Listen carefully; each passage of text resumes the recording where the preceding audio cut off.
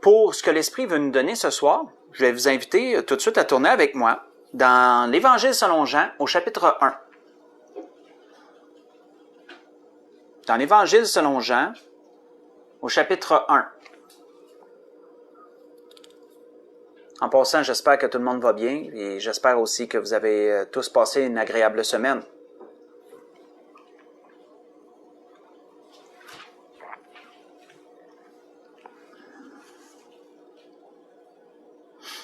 Donc, dans l'Évangile selon Jean, au chapitre 1, pour nous introduire la pensée dans laquelle l'Esprit veut nous amener ce soir, on voit que, si on lit à partir du verset 1, les versets qu'on a lus souvent, mais l'Esprit veut amener un éclairage plus grand ce soir sur ces versets-là. Donc, on va lire du verset 1 au verset 3, et ensuite on va lire 2 autres versets. Donc, il est dit, Jean nous dit, « Au commencement était la parole. Et la parole était avec Dieu, et la parole était Dieu. Elle était au commencement avec Dieu. Toutes choses ont été faites par elle, et rien de ce qui a été fait n'a été fait sans elle. » Si on lit au verset 14, il nous est dit « Et la parole a été faite chair, et elle a habité parmi nous, pleine de grâce et de vérité. Et nous avons contemplé sa gloire, une gloire comme la gloire du Fils unique venu du Père. » Si on lit le verset 18 maintenant, où il est dit « Personne n'a jamais vu Dieu. Le Fils qui est dans le sein du Père est celui qui l'a fait connaître. » On va arrêter là.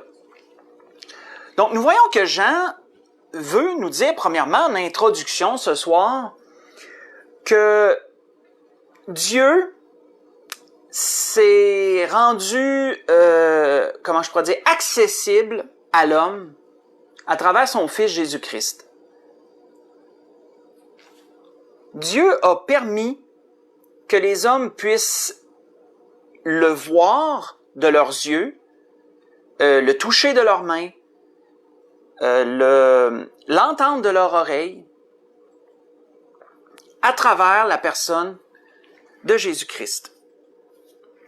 Le but de notre Seigneur était pas seulement d'apporter la parole de Dieu, mais le but de notre Seigneur était de présenter Dieu aux hommes à travers sa personne, de faire connaître Dieu d'une façon beaucoup plus personnelle, d'une façon beaucoup plus, comment je pourrais dire, temporelle, même on pourrait aller jusqu'à dire.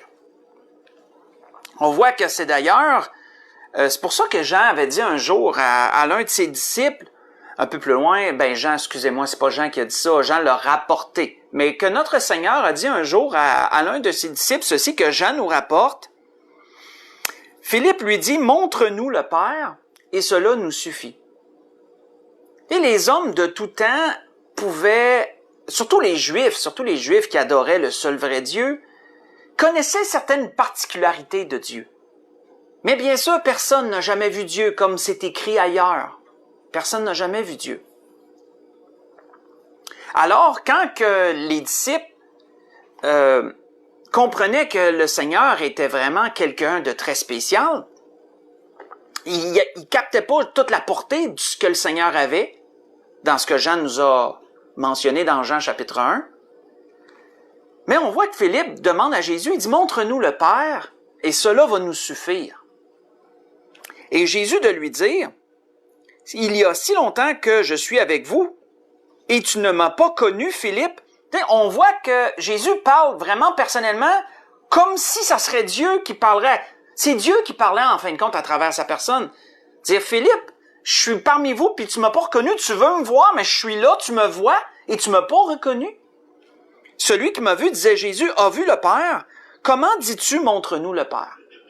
Ces paroles que je viens de vous lire sont dans Jean chapitre 14, verset 8 et verset 9. D'ailleurs, Jean a été quelqu'un qui a vraiment capté par l'Esprit ce que le Seigneur voulait dire, ce que le Seigneur était, puisqu'il a pu nous l'écrire de façon si détaillée, si merveilleuse. On voit que Jean dit également dans ses lettres un peu plus tard, il dit, nous savons aussi que le Fils de Dieu est venu et qu'il nous a donné l'intelligence pour connaître le véritable. En parlant de Dieu le Père. Donc, je vous ai lu ça dans 1 Jean 5, verset 20. Mais lorsqu'on lit ces choses, parce que c'est pas la première fois, frères et sœurs, qu'on va lire dans Jean 1, hein, qu'on commence l'Évangile de Jean, puis qu'on relit ces choses. Mais sommes-nous capables de capter profondément, pleinement, à quel point Jésus est grand? À quel point Jésus est grand? À quel point que Dieu fut grand à travers lui? Pour comprendre avec plus de profondeur ces paroles qu'on lit et relit quand la Bible nous dit que la parole s'est fait chair, ce qu'on a lu en introduction, faut considérer ce que les hommes savaient de Dieu. Qu'est-ce que les hommes, les Juifs, on va dire plus, savaient de Dieu? Qu'est-ce qu'ils savaient de Dieu à travers leur écrit? On va approfondir là-dessus et on va aller dans bien des points pour capter tout ce qu'ils pouvaient savoir de Dieu, les Juifs. Donc, premièrement, dans le psaume 89, on va aller à plusieurs endroits, mais commençons dans le psaume 89. Il y a beaucoup de choses qu'on va aller chercher dans les psaumes. David était quelqu'un qu'on voit à travers ses écrits, qui avait capté une grande profondeur à propos de Dieu. Il avait capté avec beaucoup de profondeur qui est Dieu. David. Ses écrits le manifestent. Ses écrits le démontrent. Donc, qu'est-ce que les Juifs, les hommes, connaissaient de Dieu? Dans le psaume 89, si on lit à partir du verset 6, dans le Cantique des temps, si on lit à partir du verset 6 jusqu'au verset 14, on voit qu'il est dit, « Les cieux célèbrent tes merveilles, ô Éternel, et ta pensée dans l'assemblée des saints. Car qui dans le ciel peut s'en comparer à l'Éternel? Qui est semblable à toi parmi les fils de Dieu? Dieu est terrible dans la grande assemblée des saints. Il est redoutable pour tous ceux qui l'entourent. L'Éternel, Dieu des armées, qui est comme toi, puissant, ô Éternel? Ta fidélité t'environne. Tu domptes l'orgueil de la mer. Quand ses flots se soulèvent, tu les apaises.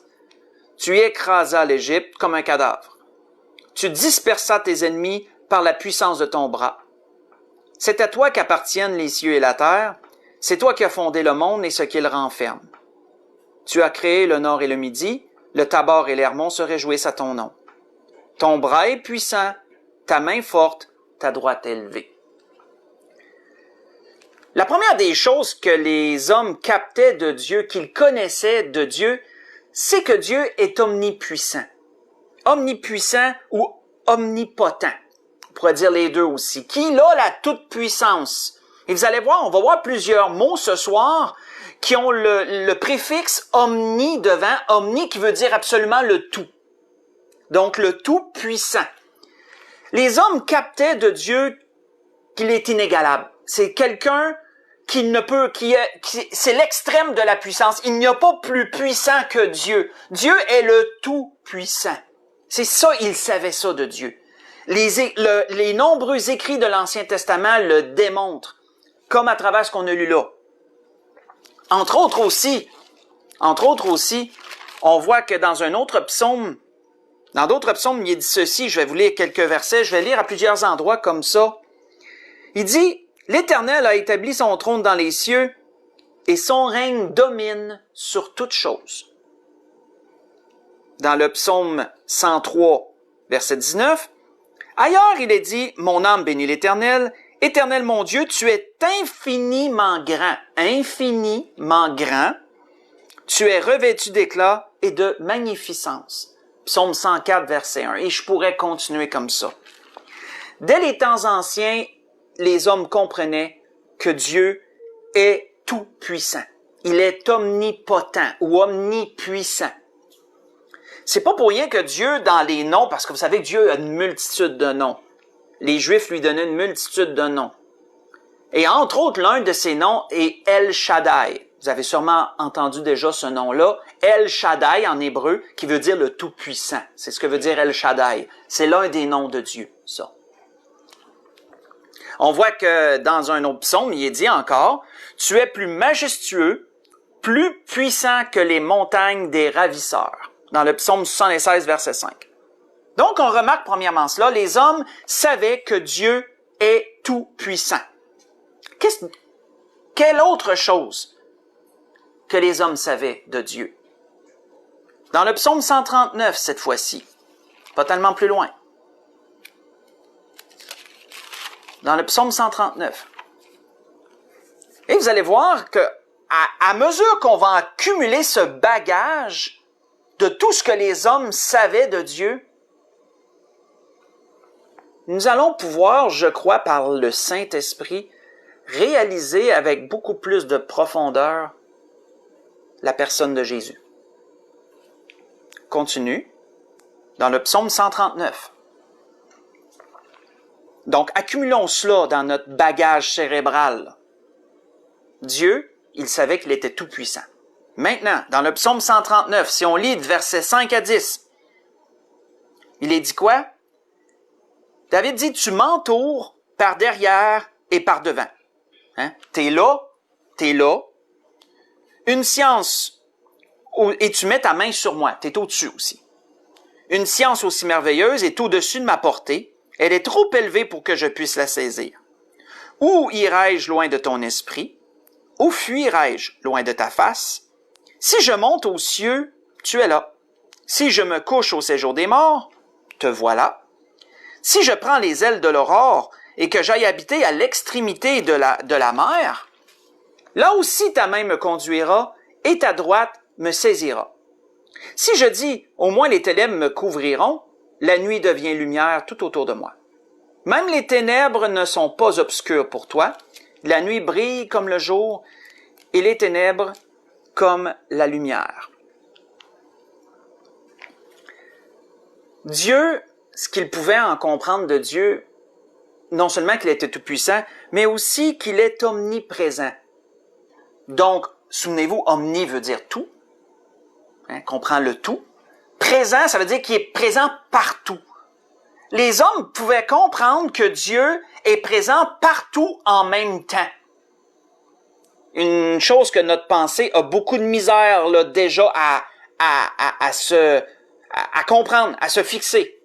C'est pour ça que David disait, t'es en avant, t'es en arrière, t'es au-dessus. Si je monte au ciel, t'es là. Si je m'en vais dans le séjour des morts, t'es encore là. T'es partout. Dieu est omniprésent.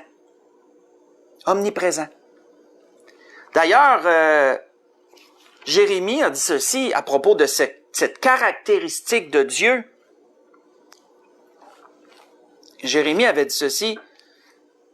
C'est l'Éternel qui parlait par sa bouche. « Ne suis-je pas Dieu de près, dit l'Éternel, et ne suis-je pas Dieu de loin? Quelqu'un se tiendra-t-il dans un lieu caché sans que je le voie? Dit l'Éternel. Ne remplis-je pas, moi, les cieux et la terre, dit l'Éternel. » Dans Jérémie 23, le verset 23 et le verset 24. Donc, en termes simples, avec Dieu, on ne peut pas jouer à cache-cache. Et on ne peut pas dire « essaie de me trouver ». Peu importe où qu'on est, nous voit. Peu importe où qu'on essayerait d'aller, ses yeux vont encore nous voir. Il remplit toute la terre, omniprésent. D'ailleurs, si on se souvient un peu de l'histoire de Jonas, l'histoire de Jonas nous démontre un peu cette logique, où Jonas a essayé de fuir loin de Dieu, que la Bible nous dit, et il a pris un bateau pour s'en aller complètement à l'inverse d'où Dieu voulait qu'il aille. Et est-ce que ça lui a réussi? Pas du tout. Et même lorsqu'il a été avalé par le grand poisson, Dieu le voyait, même l'eau qui était dans la profondeur des mers, Dieu le voyait quand même, puisqu'il a entendu sa prière. L'auteur d'Hébreux nous dit d'ailleurs, « Nulle créature n'est cachée devant lui, mais tout est nu et découvert aux yeux de celui à qui nous devons rendre compte. » Ça, c'est une parole pesante, ça. Tout est nu et découvert aux yeux de celui à qui nous devons rendre compte. On va tout avoir à rendre compte à celui qui voit absolument Pensée profonde. Maintenant, quelle autre caractéristique de Dieu pouvons-nous voir? Toujours dans le psaume 139. Le psaume 139 est l'un, je dis pas qu'il y a des psaumes qui sont moins grands, mais c'est un psaume qui nous ouvre les yeux sur beaucoup de choses, je dirais, qui nous permet de comprendre beaucoup. Si on lit du verset 1 au verset 4, on voit qu'il est dit, « Éternel, tu me sondes et tu me connais. Tu sais quand je m'assieds, quand je me lève. Tu pénètres de loin ma pensée. Tu sais quand je marche et quand je me couche. Tu pénètres toutes mes voies. Car la parole n'est pas sur ma bouche, sur ma langue, que déjà, ô Éternel, tu la connais entièrement. » Ce que David décrit ici, c'est l'omniscience. Omniscience ou l'omnivoyance. Qui veut dire que Dieu voit tout. Il est clairvoyant. On peut dire ça comme ça aussi. Dieu voit absolument tout. Non seulement il est tout puissant, non seulement il est tout présent, mais en plus, il est tout voyant. Il voit absolument tout. C'est ça que David voulait nous dire ici. Dans un autre psaume, il nous a démontré aussi ce fait-là, à propos de Dieu. Il dit, « Celui qui a planté l'oreille, n'entendrait-il pas? Celui qui a formé l'œil, ne verrait-il pas? Celui qui châtie les nations, ne punirait-il point? Lui qui donne à l'homme l'intelligence. L'Éternel connaît les pensées des hommes et il sait qu'elles sont vaines. » Dans le psaume 94, verset 9 au verset 11. Donc Dieu voit absolument tout. Il connaît tout. Dieu connaît tout. On appelle ça de l'omniscience, de la clairvoyance. D'ailleurs, Anne, si vous vous souvenez d'Anne, lorsqu'elle a composé le cantique, son cantique, après que Dieu ait mis la paix dans son cœur, parce qu'elle désirait un fils, on n'ira pas dans toute cette histoire-là, mais le cantique qu'elle a composé, qu'est-ce qu'elle dit? Entre autres, elle dit « Ne parlez plus avec tant de hauteur, que l'arrogance ne sorte plus de votre bouche, car l'Éternel est un Dieu qui sait tout, et par lui sont pesées toutes les actions. » Dans 1 Samuel 2, verset 3.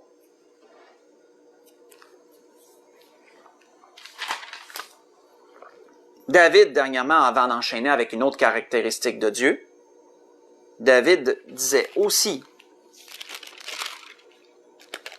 ceci. David disait, « Tu fais rentrer les hommes dans la poussière et tu dis, Fils de l'homme, retournez. Car 1000 ans sont à tes yeux comme le jour d'hier, quand il n'est plus, et comme une veille dans la nuit. » Dans le psaume 90, versets 3 et 4. Et d'ailleurs, pour la prochaine caractéristique, je vous invite à tourner dans le psaume 90, parce que c'est là qu'on va la tirer, dans le psaume 90. Dans le psaume 90.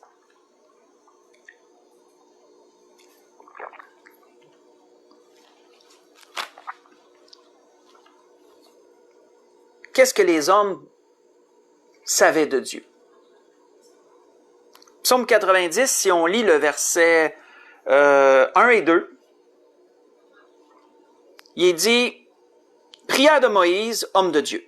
Seigneur, tu as été pour nous un refuge de génération en génération, avant que les montagnes soient nées et que tu aies créé la terre et le monde, d'éternité en éternité, tu es Dieu. » Une autre chose que les hommes savaient de Dieu, c'est que Dieu est intemporel. Intemporel. Intemporel qui veut dire en dehors de l'espace et du temps. C'est ce que veut dire le mot intemporel. C'est en dehors de l'espace, c'est en dehors du temps. Dieu n'a pas de temps. Dieu n'a pas de début, Dieu n'a pas de fin. Ça, c'est difficile à capter pour nous autres. Parce que nous vivons dans les règles du temps. Nous sommes régis par le temps. Tout alentour de nous est une question de temps. Le temps, nous, on est contrôlé par le temps, veut pas, on doit s'adapter au temps. Mais Dieu est en dehors de tout ça. Le temps n'a aucune influence sur lui. Il est au-dessus de tout temps. C'est pour ça que dans un autre psaume, il est dit ceci dans un autre psaume. Je dis, mon Dieu, ne m'enlève pas au milieu de mes jours. Toi dont les années durent éternellement. Tu as anciennement fondé la terre, et les cieux sont l'ouvrage de tes mains. Ils périront, mais tu subsisteras.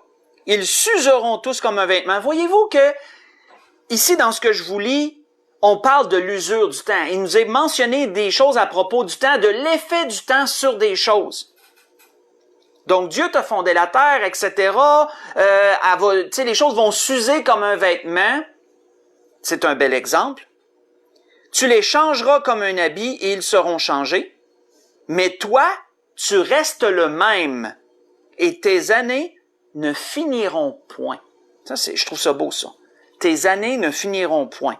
Dans le psaume 102, ce que je vous ai lu, verset 25 au verset 28. Tout ce que Dieu a créé est influencé par le temps, mais lui ne changera pas. Parce que Dieu est intemporel.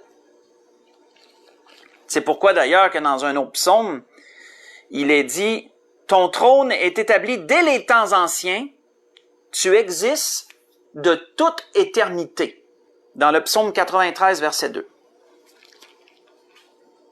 Qu'est-ce que les hommes pouvaient dire d'autre de Dieu? On voit plusieurs choses. Comme vous voyez, jusqu'à présent, c'est complexe. On va voir encore d'autres choses. Qu'est-ce que les hommes pouvaient dire de Dieu dans Job, cette fois-ci, dans Job au chapitre 11? Dans le livre de Job au chapitre 11.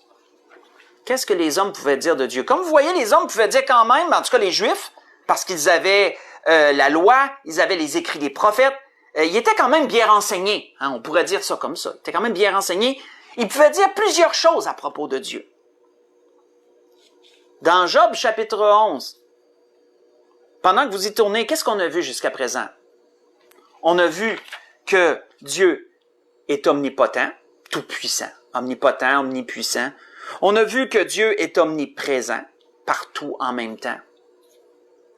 On a vu que Dieu est omniscient, il connaît tout, il est clairvoyant, il voit tout. On a vu que Dieu est intemporel, il est en dehors de l'espace et du temps, il est de toute éternité, il a toujours existé et il existera toujours. Dans Job chapitre 11, à partir du verset 7 au verset 9, qu'est-ce qu'il nous est dit? Sophar parle à Job et lui dit, « Prétends-tu sonder les pensées de Dieu, parvenir à la connaissance parfaite du Tout-Puissant? Elle est aussi haute que les cieux. Que feras-tu? Plus profonde que le séjour des morts. Que sauras-tu? La mesure en est plus longue que la terre. Elle est plus large que la mer. » On va arrêter là. Sophar décrivait quand même assez bien une autre caractéristique de Dieu, c'est que Dieu est insondable et insaisissable. Qui est-ce qui peut prétendre connaître parfaitement Dieu? Qui est-ce qui pourrait prétendre avoir pu sonder Dieu et connaître ses limites? Je crois qu'on peut facilement dire que personne ne pourrait prétendre à cela. Absolument personne. Parce que Dieu, comme Sophar l'avait bien décrit, Dieu est insaisissable. Il est insondable. Vous savez, quand vous sondez quelque chose, juste une image facile, vous voulez savoir la profondeur d'une chose, mais vous pouvez prendre une perche, mettons, dans l'eau, puis la mettre dans l'eau, puis à partir du temps que c'est mouillé, ben là, vous ressortez, puis vous dire, OK, ça, c'est ça de profond. Si quelqu'un veut sonder quelque chose, ben il va essayer d'en connaître les limites. C'est un peu ce que veut dire sonder. Mais Dieu, peut-on le sonder? Absolument pas. Il est insondable, insaisissable, Dieu. Isaïe a aussi, faites juste écouter, Isaïe a aussi décrit ce trait-là de Dieu, ce trait de caractère de Dieu, à travers ces paroles. Isaïe disait, « Qui a sondé l'Esprit de l'Éternel? Et qui l'a éclairé de ses conseils? Avec qui a-t-il délibéré pour en recevoir de l'instruction? Qui lui a appris le sentier de la justice? Qui lui a enseigné la sagesse et fait connaître le chemin de l'intelligence? » Également, il disait plus loin, « Ne le sais-tu pas? Ne l'as-tu pas appris? C'est le Dieu d'éternité, l'Éternel, qui a créé les extrémités de la terre. Il ne se fatigue point, il ne se lasse point. On ne peut sonder son intelligence. » Dans Ésaïe chapitre 40, ce que je vous ai lu, j'ai lu le verset 13, verset 14 et le verset 28. Encore pour démontrer, qui démontre avec plus de pesanteur, je dirais, plus d'arguments, que Dieu est insondable. Dieu est insaisissable. On ne peut pas connaître ses limites à Dieu. D'ailleurs, l'apôtre Paul en parlait aussi, avant qu'on enchaîne. L'apôtre Paul en avait parlé aussi de ça.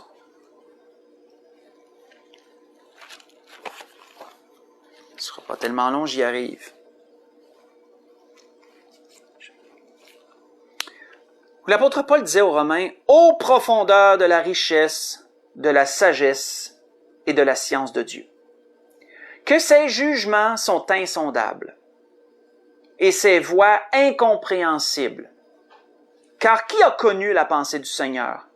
Ou qui a été son conseiller? Qui lui a donné le premier pour qu'il ait à recevoir en retour? C'est de lui, par lui et pour lui que sont toutes choses.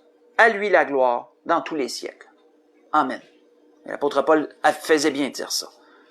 Il disait vrai dans Romains chapitre 11, verset 33 au verset 36.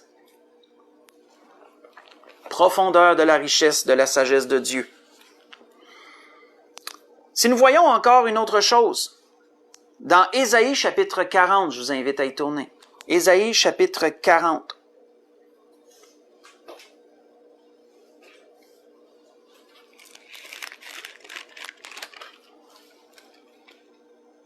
Ésaïe chapitre 40, on va lire 2 versets. Premièrement, le verset 18 et le verset 25.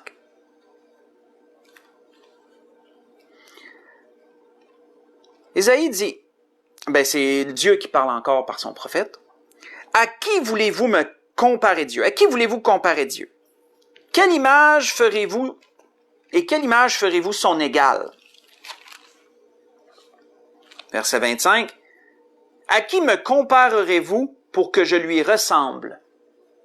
Dit le Saint. » Autrement dit, on sait qu'il parle de Dieu ici. « Quelle image ferez-vous où vous pourrez dire qu'il me ressemble? » Un autre trait que les hommes savaient de Dieu, c'est que Dieu est incomparable. Tu n'es pas capable de prendre quelqu'un aussi élevé, aussi puissant, aussi grand, ou peu importe qui soit-il, et de le mettre là puis dire Dieu, c'est lui. Et on exclut Jésus de l'équation, là. Hein, on exclut Jésus de l'équation parce que oui, Jésus, on en vient là. Comme vous en conviendrez, on s'en va là. Mais nul autre que Jésus pourrait être comparé à Dieu. Nul autre. Rien, ni personne. Aucune science, aucune machine ou aucune personne, on s'entend là. Dieu est incomparable. C'est pour ça que Dieu avait dit ça par son prophète, parce que l'idolâtrie était une chose tellement insensée. Surtout à l'époque, elle était plus flagrante parce qu'on faisait une représentation de Dieu, une représentation de guillemets de Dieu, un veau d'or, mettons, pas de Dieu, mais d'un idole quelconque, là. Que ce soit les téraphimes, que ce soit un veau d'or, que ce soit d'adorer le soleil, d'adorer la lune ou les animaux. Et on disait, ça, c'est Dieu. Autrement dit, il faisait la chose la plus insensée, était de comparer un être de tout ce qu'on a vu à quelque chose de temporel, que ce soit animal, que ce soit le soleil, la lune, etc. Des choses que Dieu a créées, somme toute. C'est pour ça que Dieu dit, à quoi voulez-vous me comparer? Je suis incomparable. On ne peut pas me comparer à rien.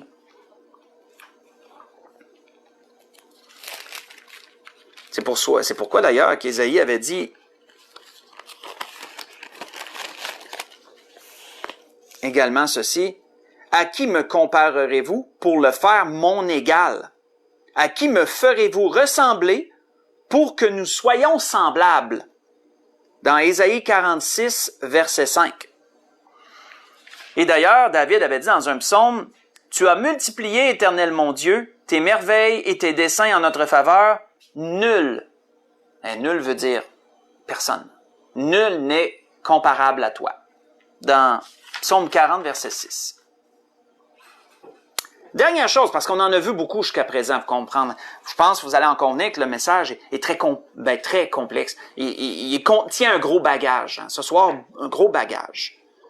Dernière chose qu'on pourrait dire, mais on va aller dans le Nouveau Testament cette fois-ci, dans Jacques. Dans Jacques chapitre 1, voir un dernier trait de caractère de Dieu que les Juifs, les hommes, connaissaient de lui.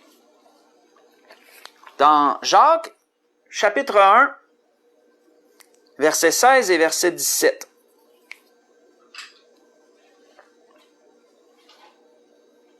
Jacques chapitre 1, verset 16 et verset 17.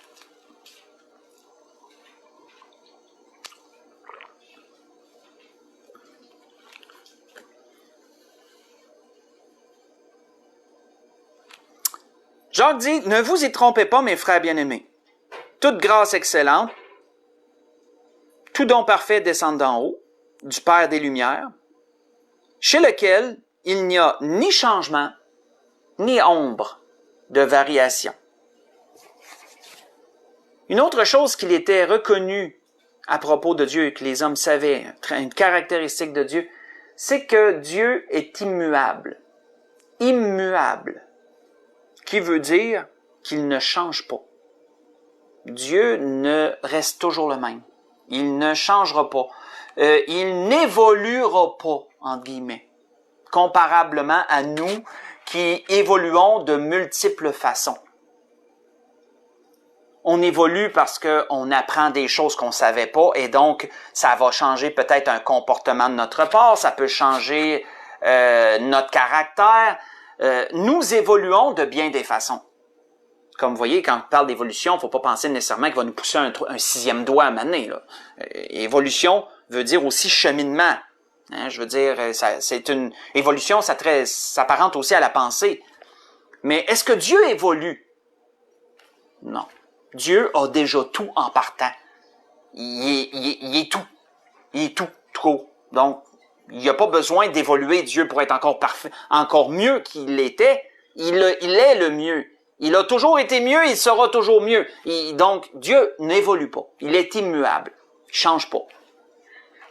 C'est pour ça que dans Malachie, il est mentionné aussi ceci. « Car je suis l'Éternel, disait-il par la bouche de Malachie, je suis l'Éternel, je ne change pas. » Dans Malachie 3, verset 6. Je suis l'Éternel, je ne change pas. Donc, si on fait une récapitulation, de tout ce qu'on a vu jusqu'à présent, qu'est-ce que l'Esprit nous a amené en introduction du message? Dieu s'est présenté aux hommes à travers son Fils. Dieu s'est fait connaître à travers Jésus. Le Dieu omniprésent, omnipuissant, omniscient, intemporel, insaisissable, immuable. Ce Dieu-là s'est présenté à travers la personne de Jésus. Dieu de tout temps a toujours été, comment je pourrais dire, incompréhensible et mystérieux. Il a toujours été, Dieu, un sujet de fascination de la part des hommes. Tellement d'hommes auraient voulu être capable de l'adapter à la pensée humaine pour le capter. Mais Dieu a toujours été en dehors de tout ça. Dieu, par contre, et puis pourquoi, avant d'enchaîner ce que je viens de dire, là, que les hommes auraient voulu être capables d'adapter Dieu à la pensée pour être capables de le saisir. Pensez à Moïse. Quand Moïse il avait demandé à Dieu, laisse-moi voir ta face. Puis ça, c'était juste une représentation de Dieu, parce que même la terre ne peut pas le contenir. Puis que l'ange de l'Éternel, qui était une représentation de Dieu, il avait dit, je vais te couvrir du creux de ma main, puis tu vas juste me voir de dos. Hein, vous vous souvenez de ça? Je peux pas vous dire exactement où, parce que c'est une mémoire, là. Mais ça démontrait quoi que Moïse veuille savoir ça? Que Philippe dit, montre-nous le Père et cela va nous suffire. Comme si tu pouvais montrer Dieu. Comme s'il pouvait dire, voici Dieu. Ça démontre à quel point l'humain a toujours voulu capter Dieu. D'être capable de le capter avec sa pensée. Sauf que Dieu n'est pas captable, si je peux dire ça comme ça. Mais Dieu accomplit le miracle de se rendre saisissable, si je peux dire comme ça, de se rendre visible, captable par la personne de Jésus-Christ. Si on est capable vraiment de méditer là-dessus, là, ça nous démontre à quel point Jésus, le Fils de Dieu, est quelqu'un de tellement grand. Parce que le Dieu intemporel s'est fait temporel à travers Jésus. Jésus est né comme nous, il a grandi comme nous, il a vieilli comme nous, jusqu'à ce qu'il meure à la croix. Dieu s'est rendu temporel. Dieu, qui est partout en même temps, il s'est rendu, comment je pourrais dire, il s'est mis en un seul lieu, en un seul endroit. Jésus, du temps qu'il était ici-bas, n'était pas partout en même temps. Seuls les Juifs le voyaient. Et ceux qui étaient là à cette époque-là, qui étaient parmi le peuple juif. Mais il n'était pas partout en même temps, Jésus. Il était là. Voyez-vous comment qu'à travers Jésus, ce que j'essaie de dire, c'est que Dieu s'est... j'ai pas le bon mot, j'ai pas le mot pour le dire. Mais Dieu s'est rendu accessible, il s'est rendu visible, s'est rendu compréhensible. Et je pourrais en mettre encore beaucoup à travers la personne de Jésus. Et si vous remarquez ça là, quand vous entendez parler de Dieu partout, avez-vous remarqué que vous entendez pas parler beaucoup de Jésus? Les hommes s'affichent pour Dieu, mais les hommes ne s'affichent pas beaucoup pour Jésus. Avez-vous remarqué ça? Moi, je l'ai remarqué. Ou peut-être tel président va dire que, mettons, va parler de Dieu, il va dire à propos que, je sais pas au moins, que la nation est pour Dieu, ou peu importe, ou qu'il va promulguer aux gens de croire en Dieu, il va dire aux gens que Dieu existe. Mais Dieu s'est montré par qui? Et c'est de lui que vous entendez le moins parler, et c'est lui qu'on devrait entendre le plus parler. Ça n'enlève rien à Dieu, ça, là. Parce que Dieu s'est présenté à travers Jésus comment je pourrais dire, là je vais vulgariser, son personnage promotionnel, c'est Jésus. Comme Jésus a dit, si tu me vois, tu vois Dieu. Donc Jésus devrait être présenté en avant-plan aux gens. Leur parler de Dieu, c'est beau. Mais c'est de parler de Jésus qu'il faut. Parce que Dieu s'est présenté, il s'est rendu tout ce que j'ai dit à travers Jésus. Pour conclure, dans Hébreux chapitre 3, on va conclure comme ça. Dans le livre aux Hébreux chapitre 3, chapitre 1, versets 1 à 3, c'est ça. Dans Hébreux, le livre aux Hébreux, la lettre, l'épître, chapitre 1, versets 1 à 3. Et ça devrait nous parler que l'auteur aux Hébreux, commence comme ça son livre, sa lettre. Il la commence de cette façon-là. Donc, il introduit le sujet comme ça. Et notez que, entre autres,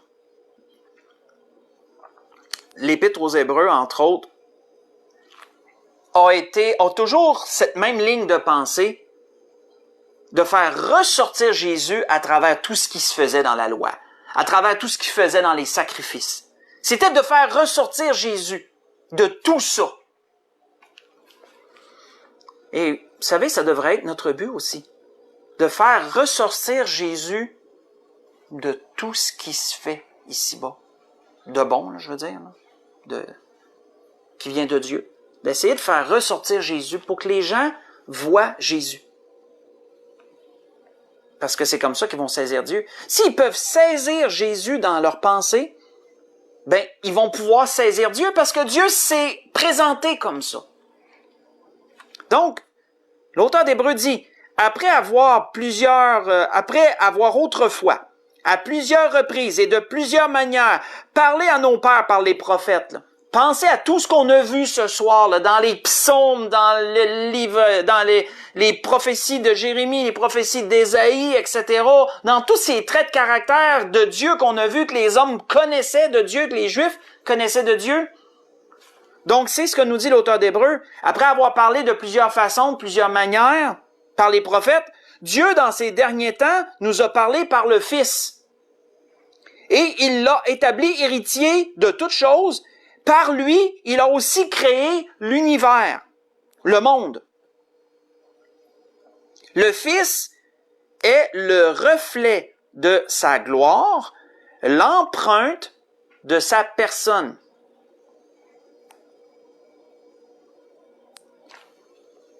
Si vous vous faites arrêter par la police, le show du coq à l'âne, et on est dans la conclusion. Si vous vous faites arrêter par la police, qu'est-ce qu'ils vont faire pour vous identifier et pour avoir un peu votre dossier dans leur base de données? Ils vont prendre votre empreinte digitale. Parce que ça ne ment pas. Chaque être humain sur la Terre a une empreinte différente et c'est très subtil. C'est très subtil. Je ne sais pas s'ils le font encore comme ça, mais vous avez souvent vu dans les films, probablement, qu'ils faisaient tremper le pouce dans une affaire dans le noir, puis après ça, sur une feuille. Mais là, j'imagine qu'ils ont des moyens plus technologiques de le faire aujourd'hui. J'ai jamais été arrêté, donc je peux pas vraiment savoir comment ils le font, mais peu importe. L'empreinte digitale démontre que vous êtes cette personne-là. Et ça peut pas être trompé, ça, là. Jésus, c'est l'empreinte digitale de Dieu. Donc, il identifie Dieu. Ça peut nous démontrer à quel point Jésus est le personnage, hein? Le personnage. Donc, le Fils est le reflet de sa gloire, l'empreinte de sa personne. Il soutient toutes choses par sa parole puissante. Il a fait la purification des péchés, s'est assis à la droite de la majesté divine dans les lieux très hauts. Et pour conclure complètement, l'apôtre Paul disait aussi à l'Église Colossiens, car en lui, en Jésus, habite corporellement toute la plénitude de la divinité. La plénitude de la divinité, là, c'est tout ce qu'on vient de voir ce soir. Contenu dans la personne de Jésus. Comme un vase qui contiendrait ce qu'il y a de plus grand. Vous avez tout pleinement en lui, qui est le chef de toute domination et de toute autorité. Et j'ajouterai Amen sur tout ça. La grâce que je nous souhaite à tous, l'Esprit a voulu nous mettre plus d'évidence, comme vous pouvez le constater ce soir, mettre plus d'évidence, mettre plus de poids sur la personne de Jésus et sur son importance. Et la grâce que je nous souhaite, c'est que par l'Esprit, on ait pu ce soir approfondir encore plus notre connaissance de Dieu par tous ces points qu'on a vus, beaucoup de versets à lire et à relire. Mais surtout que Jésus prenne cette place encore plus grande à nos yeux, et dans nos cœurs, et aussi dans toutes nos conversations, dans toutes choses, Parce que Jésus, ça doit être lui qu'on fait ressortir de tout. Ça doit être lui qu'on présente aux gens. Ou qu'on ne dit pas simplement aux gens, croyez en Dieu, puis dire, on a témoigné. Parce qu'on a dit aux gens, crois en Dieu. Plusieurs croient en Dieu. Sauf qu'ils sont pas capables de le saisir. Mais ils croient. Vaguement. Mais Jésus, là, c'est pas vague, là. Jésus, il n'y a pas rien de plus spécifique que Jésus. Et c'est ça, frères et sœurs, que les gens doivent savoir. C'était ce que l'Esprit voulait donner ce soir. Et si quelqu'un a écouté ce message et qui n'est pas sauvé, je crois qu'il peut capter par l'Esprit. Je prie pour vous que l'Esprit puisse ouvrir vos cœurs, ouvrir vos pensées à sa personne et vous accorder la grâce de croire en lui, de capter à quel point Jésus est celui que Dieu a envoyé pour se faire connaître à vous. Et que si vous désirez connaître Dieu, mais vous devez connaître Jésus. Passez par Jésus. Si vous voulez capter Dieu, Jésus, c'est le seul. C'est la porte, c'est le chemin, c'est la vie. C'est le seul. Et si vous décidez de choisir Jésus, vous choisissez Dieu. Si vous décidez de connaître Jésus, vous connaissez Dieu. Vous allez connaître Dieu. Et c'est ce que je souhaite pour vous. Bonne soirée à tout le monde. Je vous aime. On se revoit prochainement pour un autre message. Que le Seigneur vous bénisse.